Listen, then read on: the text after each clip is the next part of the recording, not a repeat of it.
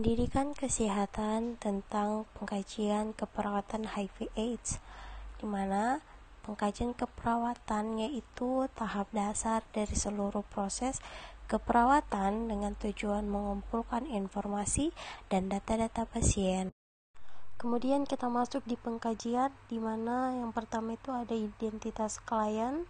Identitas klien meliputi ada nama, tempat tanggal lahir klien, jenis kelamin, status kawin, agama, pendidikan, pekerjaan, dan alamat tinggal. Kemudian disertai juga dengan diagnosa medis. Masuk di keluhan utama, di mana dapat ditemukan pada pasien AIDS dengan manifestasi respiratori ditemui keluhan utama sesak nafas, kemudian yang lainnya yaitu demam yang berkepanjangan atau lebih dari 3 bulan, diare kronis lebih dari 1 bulan, kemudian ada penurunan berat badan lebih dari 10%, ada juga batuk kronis lebih dari 1 bulan, infeksi pada mulut dan tenggorokan disebabkan oleh jamur Candida albicans. Kemudian kita masuk di riwayat kesehatan sekarang. Biasanya disampaikan pasien HIV/AIDS adalah pasien akan mengeluhkan sesak nafas. Kemudian pasien yang memiliki manifestasi respiratori, batuk-batuk, nyeri dada, dan demam. Pasien akan mengeluhkan mual dan diare, serta penurunan berat badan yang drastis.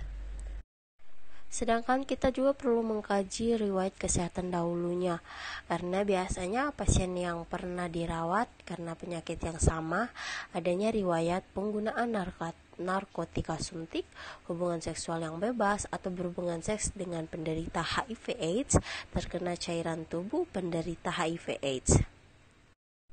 Tak lupa pula kita mengkaji riwayat kesehatan keluarganya, karena biasanya pada pasien HIV/AIDS itu adanya anggota keluarga yang menderita penyakit HIV/AIDS. Kemungkinan dengan adanya orang tua yang terinfeksi HIV/AIDS, pengkajian lebih lanjut juga dilakukan pada riwayat pekerjaan keluarga. Adanya keluarga bekerja di tempat liburan malam atau bekerja sambil sebagai PSK atau pekerja seks komersial.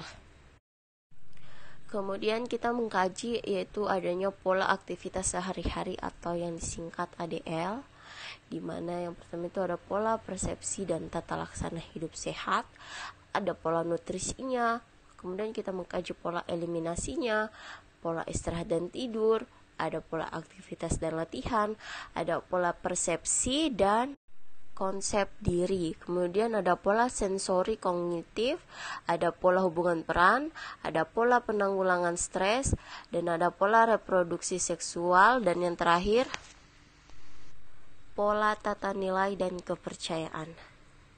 Kemudian kita masuk di pengkajian pemeriksaan fisik, di mana kita melihat gambaran umumnya, atau biasanya ditemukan pasien tampak lemah, adanya kesadaran pasien kompos mentis atau kooperatif sampai terjadi penurunan tingkat kesadaran.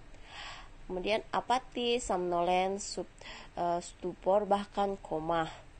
Sedangkan di pemeriksaan fisik atau tanda-tanda vitalnya, di tekanan darah biasanya ditemukan dalam batasan normal.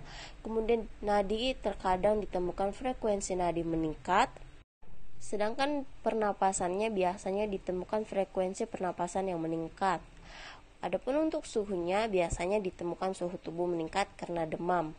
Dan BB-nya atau berat badan mengalami penurunan 10% berat badan. Untuk tinggi badannya biasanya tidak mengalami peningkatan atau tinggi badan yang menetap. Sedangkan di pemeriksaan bagian kepalanya itu biasanya ditemukan kulit kepala kering karena dermatitis seborrheica. Kemudian matanya itu biasanya ditemukan adanya konjungtiva anemis, sklera tidak ikterik, pupil iskor, refleks pupil terganggu. Sedangkan hidungnya biasanya ditemukan adanya pernapasan kuping hidung. Sedangkan gigi dan mulutnya biasanya ditemukan ulserasi dan adanya bercak-bercak putih seperti krim yang menunjukkan adanya kandidiasi. Sedangkan lehernya itu biasanya kaku kuduk atau penyebab kelainan neurologik karena infeksi jamur Cryptococcus neoformans, atau biasanya ada pembesaran kelenjar getah bening. Sedangkan jantungnya itu biasanya ditemukan kelainan paru-paru, atau biasa terdapat nyeri dada, terdapat retraksi dinding dada pada pasien AIDS yang disertai dengan TB paru atau nafas pendek, sesak nafas.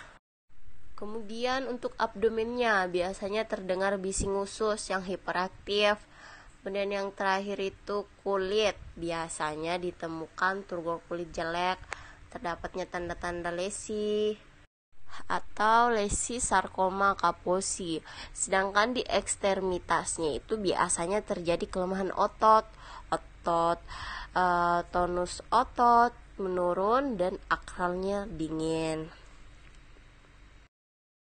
Terima kasih. Kami dari kelompok 2 mengucapkan kurangnya mohon dimaafkan. Wabillahi taufiq wal hidayah. Wassalamualaikum warahmatullahi wabarakatuh.